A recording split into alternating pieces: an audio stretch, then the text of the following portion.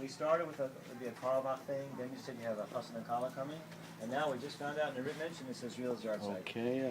For those of you who don't know, we had a friend, a very dear friend named Israel Cohen, who was a major part of the Chevra in New York.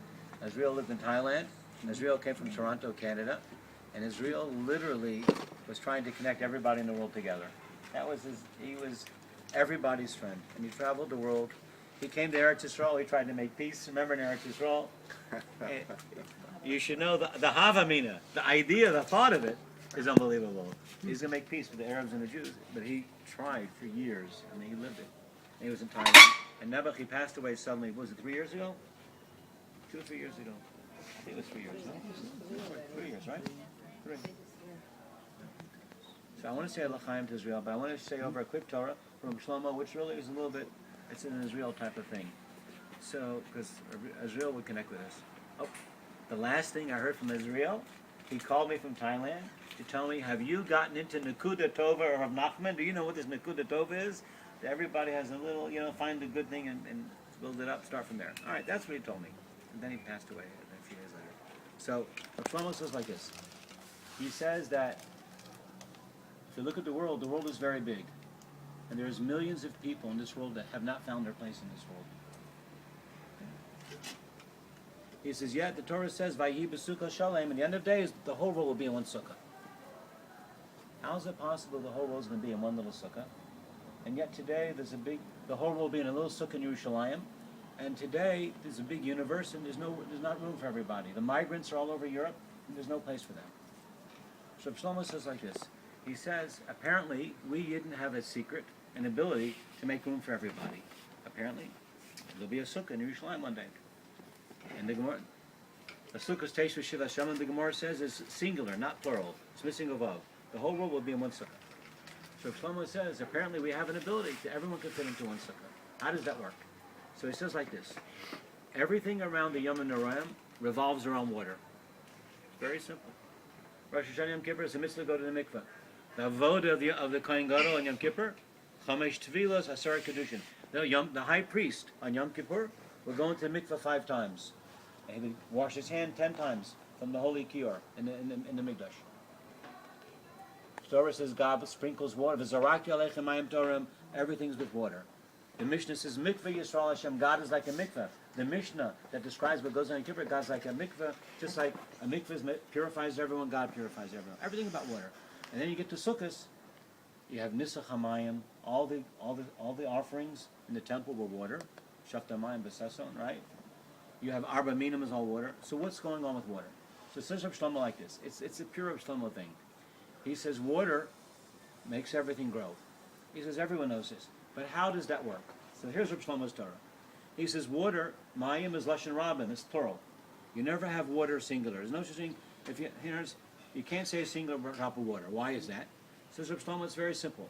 Because water, every drop of water is so close to the drop next to it that it's almost there's the separation, the walls that separate them you can't recognize them. You can't discern where one drop of water ends and the next one begins. So you take one drop of water, you really have many drops of water there. It's almost impossible to isolate one drop of water because water is the master of closeness. Each drop gets close to the drop next to it. Water is the master of closeness. So Shlomo says like this.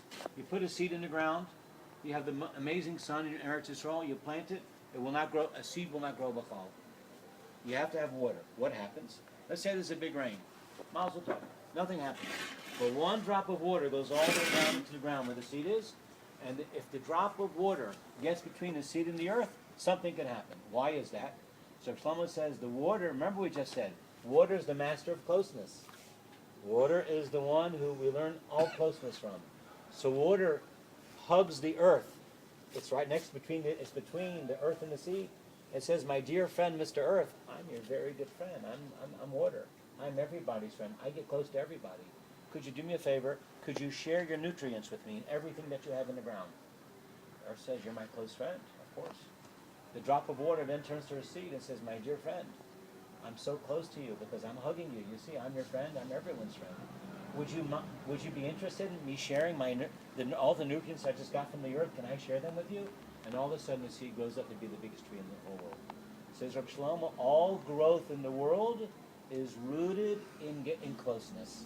Nothing in the world can grow unless water is mekasher, unless water connects things, unless there's closeness. Says Reb Shlomo, everything about sukkahs is through Mayim to teach us if you want to be able to have a sukkah where the whole world can fit in a little sukkah in Yerushalayim, you have to learn the secret of closeness from water. Okay? I'm sharing you the story that I heard from Reb Shlomo simply because Azriel Cohen, do you remember his whole name? I don't remember his name, Mamish. Azriel what? Yeah. Azriel Yair Ben? I think Abraham, but I'm not sure. Is that, Ben Avraham? Azriel Yair Ben Avraham? There's Neshama. Hold on, we're holding up. Go to Facebook, Azriel. He's got thousands of followers all over the world are in love with him.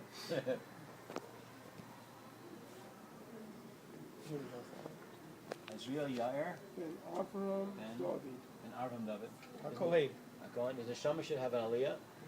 And God willing, Monday we'll be with Azriel and the Sukkah in Yerushalayim, everyone in the whole world together. Yeah.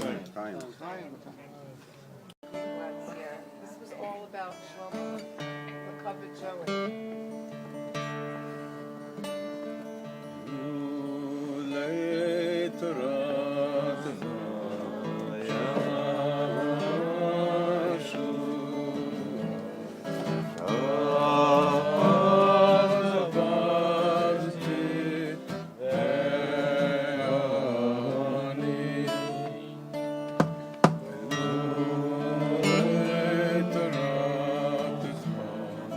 Shine.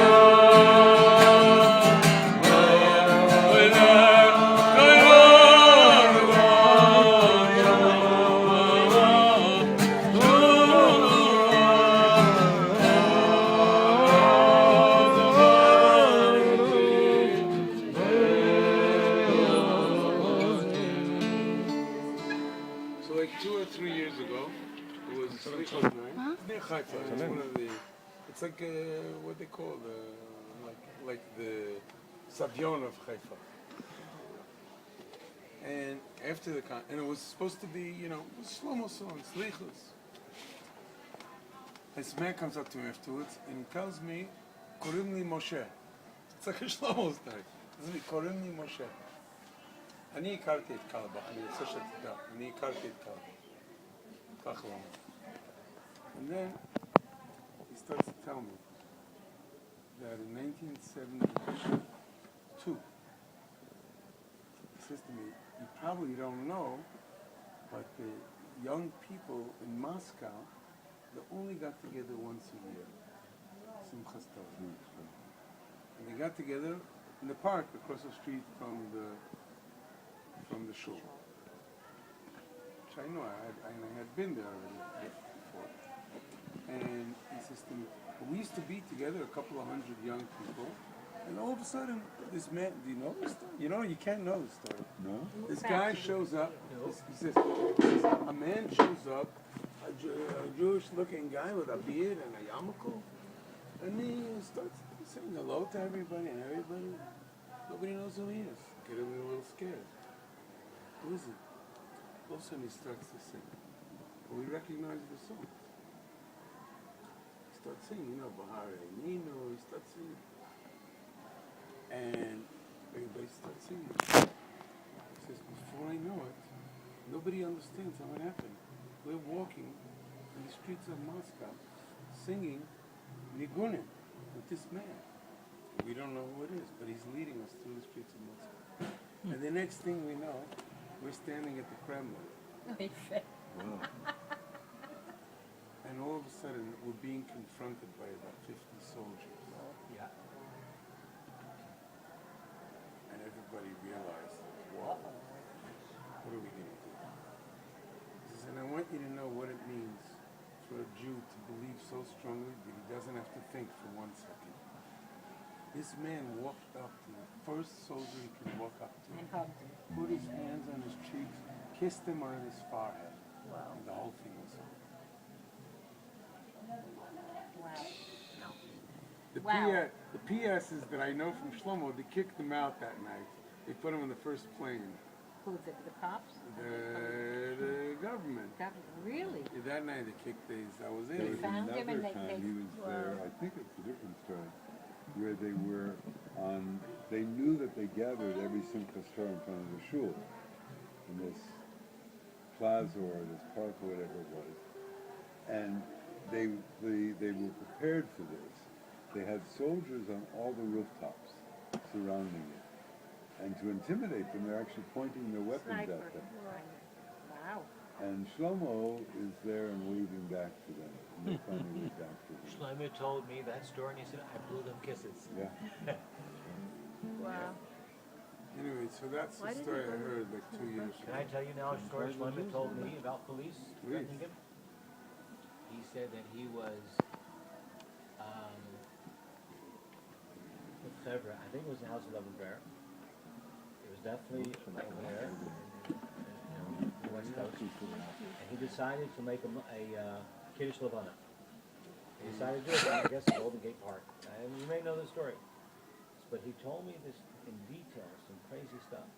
He said, I told a few people, before I knew it, everyone told their friends, before I knew it, the whole world's over there. So everyone's bringing their instruments, you know, it was a whole scene. So the police came over there with batons. Did you hear this, Simon?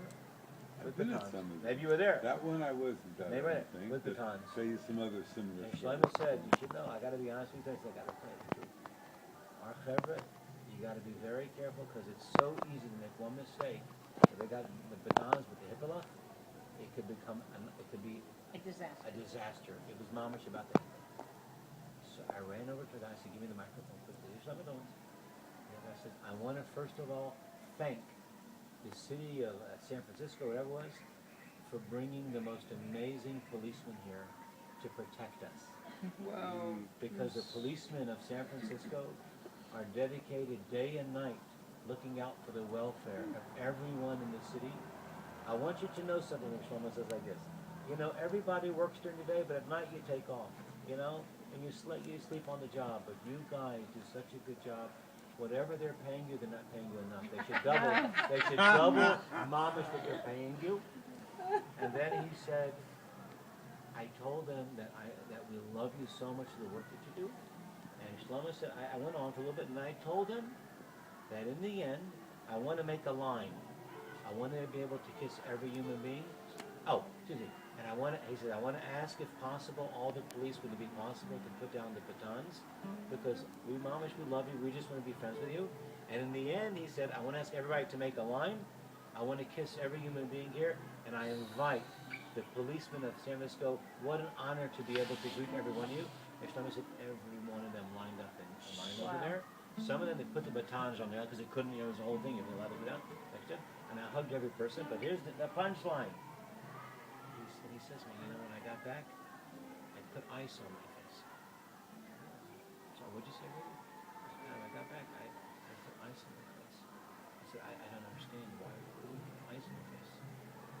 He says, do you know what a disgrace it is? Some of these people, it's the first time they've ever met a Yid, and you're going to look at them for biss and bitter with a sad face. You have to mamish smile and tell each one of them, what an honor. What an honor to meet you. What a pleasure. I got it in my face because the pain was so unbelievable. I had to put ice to deaden the pain. It was so From the smiling. This is what Clement told me. Wow. Wow. You have, I'm sure, thousands Tell of us, stories. tell us. I've got stories, just no end to the stories. And there's another one in Oakland, California, Oh. in the hills, the foothills of Oakland, California. There's a big, beautiful park between Berkeley and Oakland. No. And there's a big, beautiful park. It's rolling hills and trees, and so it's really very beautiful, overlooking the Bay Area. And so Shlomo was doing a Hippola wedding, and it was already starting sometime in the afternoon, because the park is supposed to close at sunset. Right. So it started something like 4:30, 4 in the afternoon, whatever it was.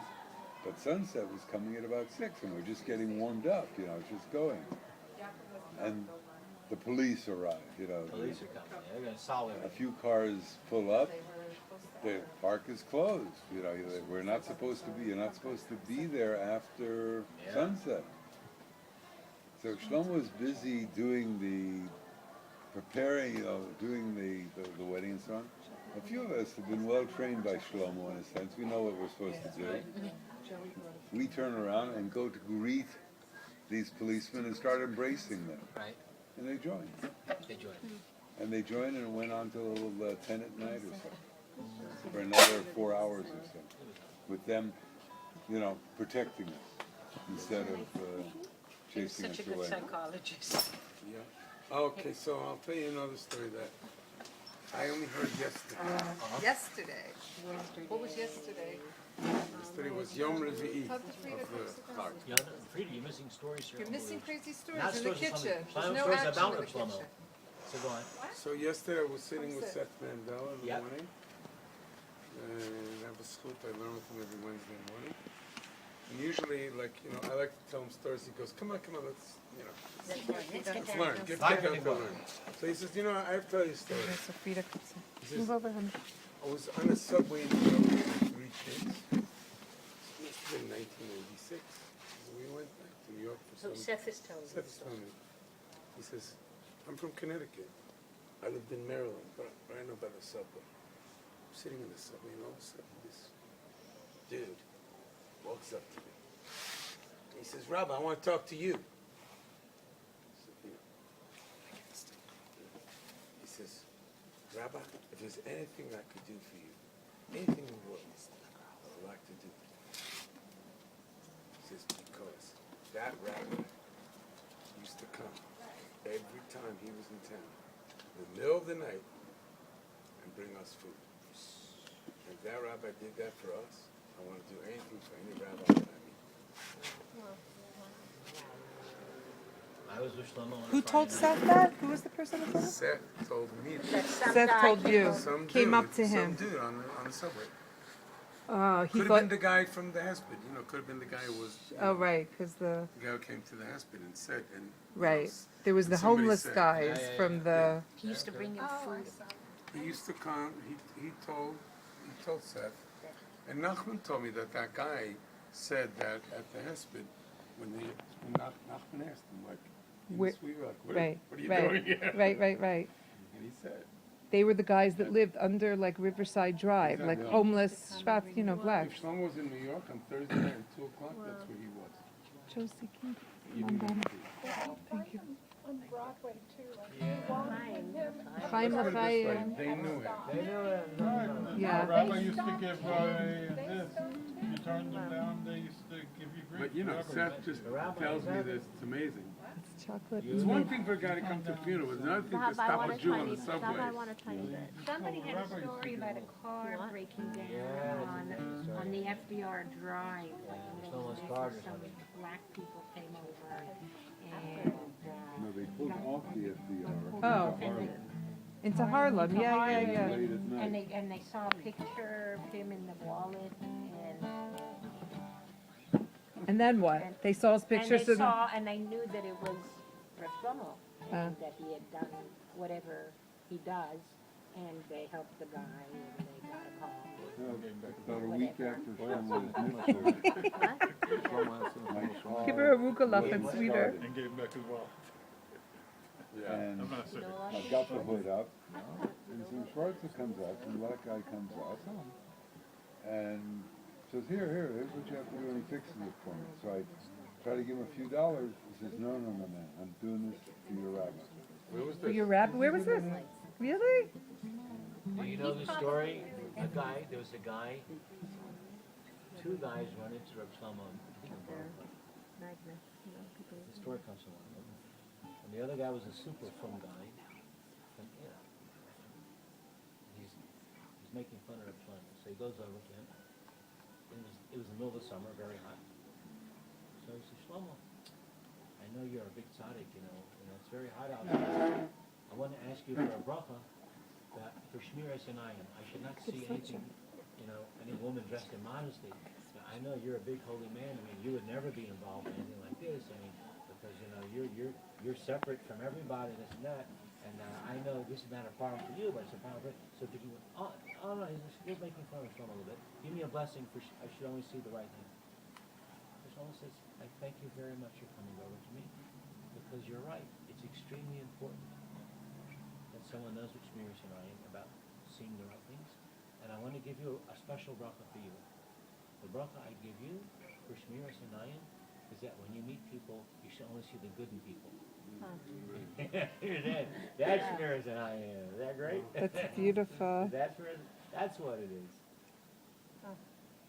Mm. I was with Reb Shlomo at OZ, and I was a fan of his way before, but in OZ was where my whole everything changed. At that moment, he told me something. I decided the man was the biggest Jew on the planet. They invited him to the shul there. It took a long time because they weren't so big on the employment of the rabbi there, politics. And they finally invited Shlomo after many years because some of the Karl Bachara they were involved in the board over there. They put pressure on the rabbi there to invite Reb Shlomo. Reb Shlomo came, did the davening Friday night. About 20 of us walked up there with him to OZ. He davened for them. It was amazing. And there was a meal afterwards. At the bottom of this straight Orthodox shul, there's a meal Friday night with Reb Shlomo. You may have been there, I don't know. It was on that time. So Shlomo was at the meal, and he starts telling the craziest story in a straight from shul. He tells the story as follows. He says, did I ever tell you, Chaver, about the time in the good old days in the House of Love and Prayer, when I was davening Friday night in shul, and a boy came over to me, the sweetest boy in the whole world, and it was the first Shabbos he was in the shul. I told you this or not? Did you hear this from me? I don't remember. The first Friday night this boy was ever in the shul. He knew nothing about Yiddishkeit. He didn't know Aleph Beis. He just found out he was Jewish. And he's smoking a joint of marijuana. And I'm in the middle of Shemona Esrei davening. And he comes over and says, hey, Reb Shlomo, here, want to try some? And Reb Shlomo says the truth is he meant to be sweet. He wanted to offer me something, So he offered me some marijuana. And I'm in a little davening. It's Muksa. It's Shabbos. I can't talk to him. And it's Shemona Esrei. You're not talking to God. You're not allowed to even interrupt. If a snake crawls up your leg, you're not allowed to interrupt. You're talking to God. And he's trying to give me some marijuana. Look at him. And this is an OZ. At OZ, the straightest shul. They have to ask Shilas if you know how to make that before you even understand. Do you have an idea what this is? That's part of what I asked him. hear the story afterwards. So he says, I told him, I had the siddur open. So I told him,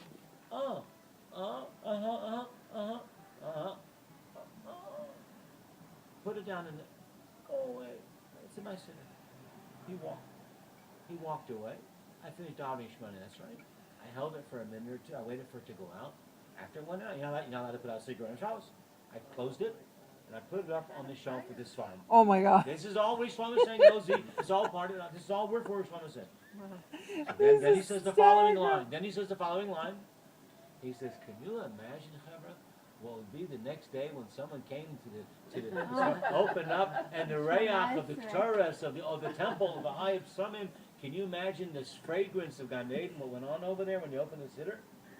And this is what he tells her. And people are laughing. I'm looking at this man. This is the story he tells her. It's a joke, it's funny, but that's the story he told. So the bench story, he had to go back or something. I walked him back. I says, Rebbe, I want to ask you something. It's a serious question. He says, what's going on?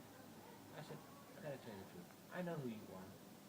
Father told me you are. You went by a barn. You've been learning Torah your whole life. I said, I don't understand. You tell a story like this. You're a Talmud Chacham. You tell a story like this in a straight shul. You know for a fact that tomorrow every single person in the West Side will be talking about Reb Shlomo's doing drugs. I said, I don't understand. Why do you tell a story like this in a straight from shul? It's going to cause everybody to say Lashon Hara about you. And it bothers me because it's not, because your mama, you have nothing to do with it. You're causing people say things about you. I mocked it on your cover. It's not right. How could you do this? So he said a chiddush to me, a few words I never heard him say, where he says, because you're coming from a good place, I'll give you the honest and the real answer. That's already a chiddush. He never would have told me this answer. And you'll hear the truth is, it was a shtickle revelation to me because this answer blew my mind. And I am sure he wouldn't have told me otherwise if I wasn't coming. He said to me, let me ask you a question. How many kids go to the shul? I don't know, 100. He says, let's say 100. You agree it's a straight from shul and a good shul? I said, of course. He says, I agree with you. 100 good kids here. 100 kids are in the shul, very good. 95 kids in a normal shul are doing very well. But there's always 5 out of 100 that they are in so much pain. They were abused, or they went with this, they went with that they're doing all types of drugs because their neshamas are hurting them and they want to kill the pain. And that's why they're doing it. He says, when I tell over a story like this about the house level prayer, and those kids hear that story, they're going to say, oh, Shlomo knows where I'm coming from because he's been in that world. He knows where I'm coming. And they're going to become friends with me, and I can start a relationship, and then I can reach them, and then I can help them. I said, hold on a minute. You mean to tell me you're walking around telling stories that destroy your reputation in the whole community because you think that the few kids that are there might hear it, they might become friends with you, and you'll be able to help them, and that's why you're telling these stories that destroy you and your family's reputation forever? So he looks at me and says, you got a better idea? But it was also more than a you few underst- people. What? It was also more than a few people. He said it for a lot of people. What do you mean? He I said walked what? away. It wasn't This just man 5 kids is that he said it destroying for. his No. reputation in the world. To say- But wait a minute. Oh, hold on. Wait. My father's been sitting and learning for 90 years Torah. He would never do that. And nothing wrong. Kavod, not to be mizalzel, not to belittle yourself. He would never. Shlomo, to destroy everything, to be able to help another yid. Do you have an idea what the... You can't get a rabbi anywhere to do that. Not I today. know he said the makar of that. He said it's quote that he said Rabbi Kalim said that every single generation has to be at least one year who's ready to jump into the quicksand to save another year, no matter how dirty it's going to get. This story changed my life. I knew he was big, but I walked away. I said, this man's... Beautiful. He's the man. He's the man, l'chaim, l'chaim. You do this here or something. Okay, so I want to just ask Josh something, and then we'll sing one song. Did you ever know? You might know this story. No, I you know. might know because I heard it from Moish. Oh. We're missing Moish. Did Moish ever We should tell have had you Moish. We should have tried that harder. Shlomo was in Hungary? Hungary. Okay. And? Shlomo stories. About him. Shlomo never said he was in Hungary. He never told anybody. It's just like that trip. I don't remember this Russia, story. Right. this thing he never told anybody. So Moshe was at his cousin's house in Geula or Meir Sharon, and a Yid walks in, and he looks in and he goes, "You look like a Kalabach." Who said? Kalabach. Some Jew walks in, Yeah. and he says, "I met Kalabach in Budapest." He says, "Shlomo Neff was in Budapest." He said, "Yes, he was." Oh, he told this to Moish? Yeah. Oh, yeah? So what's the story? No, that's the story. Oh, just the story that he went to that go. He went places. Yeah. He never told us. He Yeah, never yeah. told us. Amazing. So what happened? So what? We don't know the story. Now there's a mystery Hungary story that I have to find out. Nobody knew about it. Let me tell you one Sorry. quick. Let me tell you another quick Oh, story. shh. Let's hear it. Let's hear it. Met a Jew in Santa Monica, California. Really chocolate from my legs. Russian who had become a very successful electrical engineer or something like that. He was a very bright guy and was doing very well. He says, "Yeah, I met Shlomo. I was walking through." How did he become Jewish? He's telling me the story. I'm walking through the big square in front of the Kremlin. It's raining. I see a very strange sight.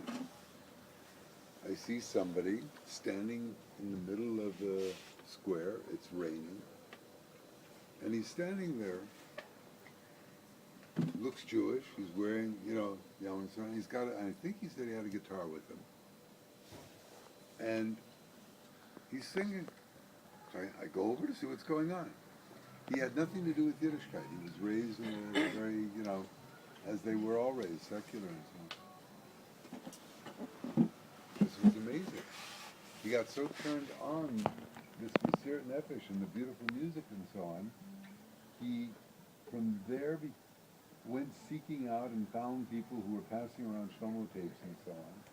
He became from. And then he became a refusnik, and then he came to the States. The year was, I think, probably, I'm not sure exactly what year this had happened, but it had happened quite a number of years earlier. When I met him, it was already much later. But it might have been in the late 70s. But he had gone there, and the reason he was doing this is he wanted to come, he came to Russia, he used to go a few times, but he couldn't perform in somebody's home. Because the person would get in trouble. They'd end up in jail, Yeah. or in Siberia, or dead, or worse. If someone stayed in their home, If he performed or did anything, people gathered in somebody's home, wow. the people whose home they were in would be. So he came to reach out to Yidden, but if he doesn't in somebody's home, they're in big trouble. Right. So he only did So he it. did it The on only the place he streets. could do it is out in the. Wow. And this, so he's standing in the rain, hoping that maybe, and how do we know this story? We didn't hear it from Shlomo. The reason I'm telling this story, Right. didn't hear this from Shlomo. Shlomo Right. wouldn't tell us what happened. Shlomo probably didn't even know the story, in the sense that he doesn't know that this guy then became from, Right. became a fusenik and made it to the States and became, Do you know the story? I don't know. Maybe you know the guy, the KGB guy, a Yid they put on Shlomo to follow him wherever he went. And the simple story, Shlomo told him, if you get up and dance with me in the middle of the street, I promise you a chalik in the world to come. If you go to the mikveh with me, you'll be able to see your grandparents. A KGB guy, a Yid. KGB guy said that? KGB, they put on Shlomo. You hear, Shlomo made him from. I never got the whole story either. But I will tell you a story that I know. There was a girl in the shul, a Russian girl from Brighton Beach, who told me.